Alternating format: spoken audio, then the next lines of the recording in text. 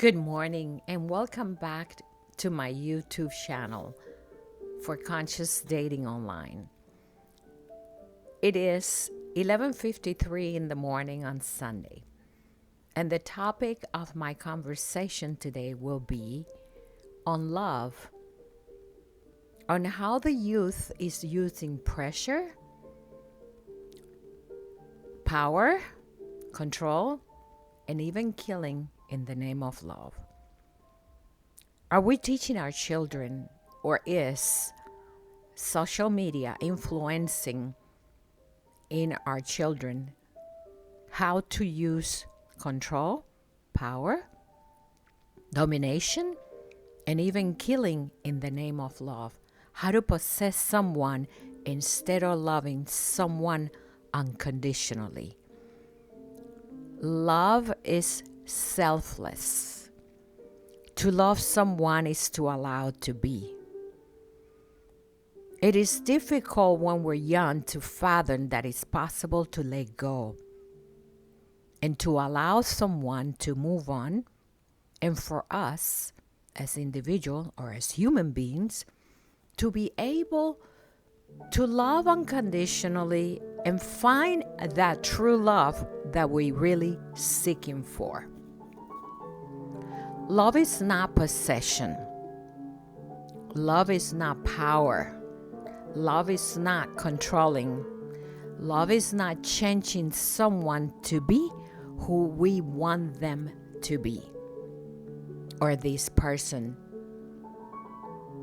When someone comes into our life, we accept them as they are, or otherwise, we are in for disaster in relationship.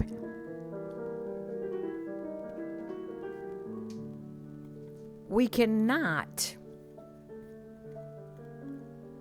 be able to possess someone and transform them in the way that we wish to, because eventually they will be who they are meant to be.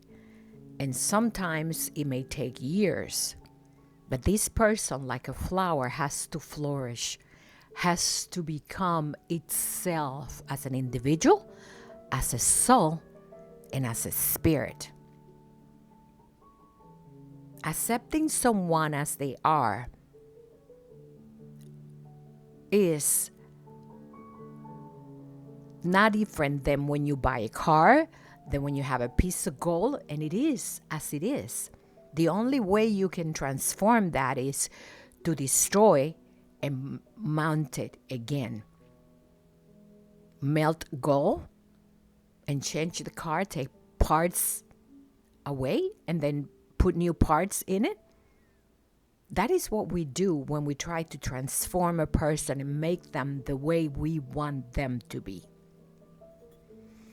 Someone say that to do that is a few steps to the court for divorce if you marry. And in some cases, as we've seen today, we've seen so much abusive behavior in youth to the point that we miss the hints of what is going on, how this abusive behavior can lead to death. And recently we have seen two cases. Two young girls and a young man lose their life. We won't say that it's in the name of love, but it's in the name of trying to change someone to be what they want them to be. And if they do not become submissive enough, we rather destroy them. That, my friends, is not love. And I am not here to criticize. I am here to clarify the point that love is not something that we force upon someone.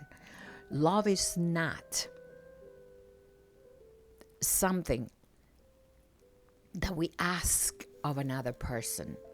Love is something that we give unconditionally.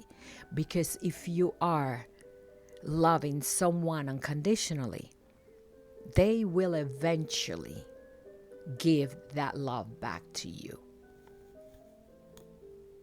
There is no possible way for someone to try to force a person to love them and for them to have what they're looking for. This can only happen temporarily. It will not last. Control, power, manipulation, changing someone, demeaning them, bullying them, and killing them is not going to make you love them or them love you. Vice versa. Because you're trying to force your love on someone else the way that you as an individual love them. See, to try to possess someone and to try to use power on an individual is who you are. And that is what you're demanding of somebody else to do, which is not always possible. Unless you're doing that with a child that doesn't know any better, or a young person that is not experienced enough and is submissive enough to allow you to change them in a way of showing you that they love you, but it's not authentic. It is a kind of love that is demanded, it's forced upon.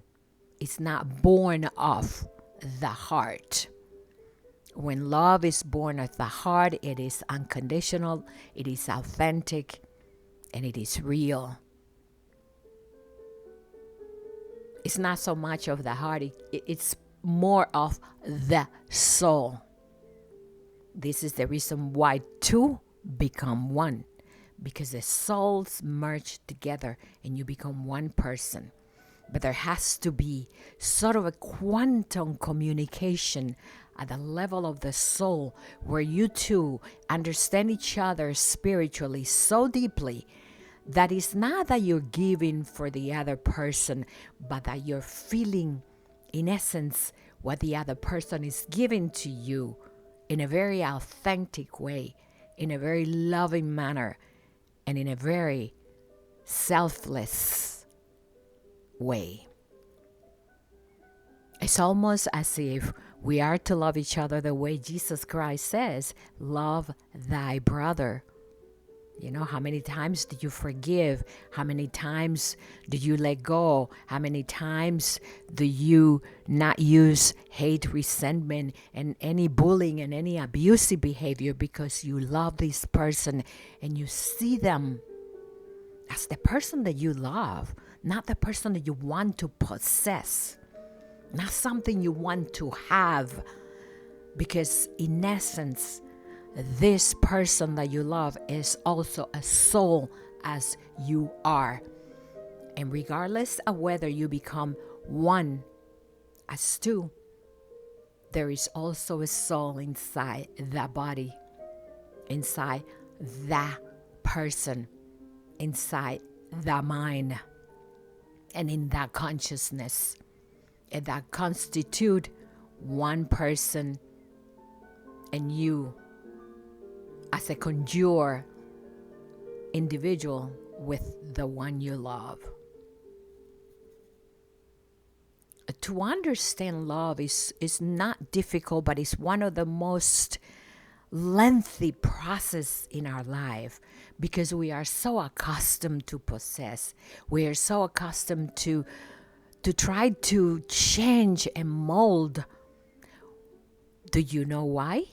Because that is what we learn from our parents as children. Our parents want to teach us how to become like them, how to do things the way they want us to. And we learn this program and we continue on as adults wanting to do the same with people that we love. We want to change them. We want to transform them. We want them to be like us. It is a selfish way of loving when we try to make somebody love us the way we love them, instead of loving them without any condition, because When you meet that person that you feel that connection with at a spiritual level, it is like magic.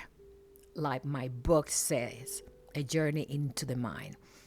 That when you find that transformation in you as an individual, as a loving human being, it is like magic. That is why sometimes it takes a long time to love and to find somebody that you connect with. But when you do, you feel it. You know the attraction. You know that your soul and that person's soul are communicating. Even with just a simple look, not even a word. When that happens, there are no words to express that feeling of love because you are not communicating verbally. You are communicating through a silence connection and vibrancy of soul to soul, almost at a quantum level.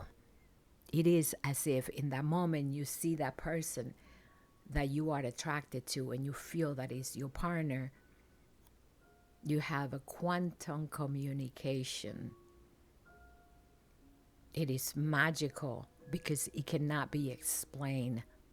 Just like quantum mechanics and the process of particles communicating at a distance, because there are no words.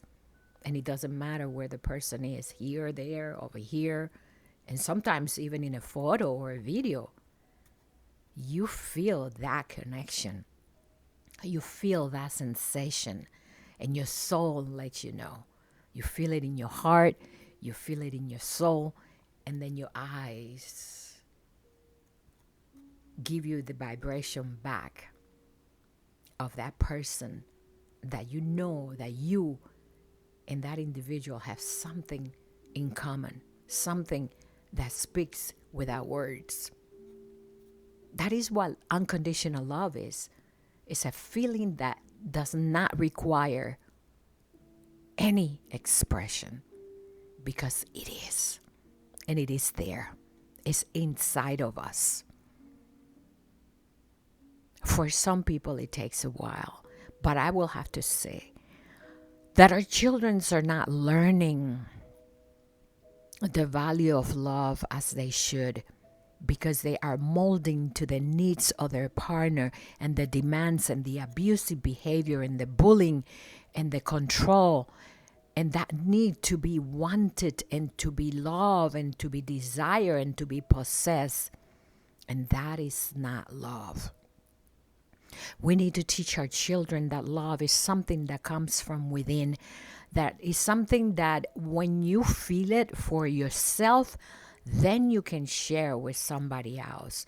That you cannot continue to find self-love inside the soul, the spirit, the mind, and the consciousness of another individual. That until you look at yourself in the mirror and says, I love you as you are, someone else cannot love you the way you do. And that is the problem with our youth today. They haven't found that comfort, that self-worthiness, and that self-love that says, I am deserving of somebody to love me the way I love me. See, Rihanna Grande always said this word in a video that says, I want to love me like you love me. It should be, I love myself just like you love me. Because what I understand in that is, I don't love myself enough. I see how you love me the way I should be loved. And love is something that comes from you, not from somebody else. In order for you to be loved, you must first learn to love who you are as a soul, as a body, as a spirit, and as an individual. No matter what you look like, your size, your color, your race, or your religion. Love is the essence of life. And without it, I don't believe we could survive. But I think that we have learned love from a selfish way rather than selfless and unconditional love. I will leave you with these thoughts that say, in love, I'm everything, and in love, I'm nothing. In between, I am nothing but love, because that's what we are. Jesus said, love thyself, love thy brother, love thy neighbor. And his message was a message of love. And if you really get it, if you get the message that Jesus was trying to send us or give us, you will experience love. I know that many people do not believe in religion nowadays, but self-love and loving others is the only way to really understand what love is all about. I thank you for listening to my video. I hope you have a wonderful week. Happy Sunday. And from my heart, love and light. Have a wonderful day.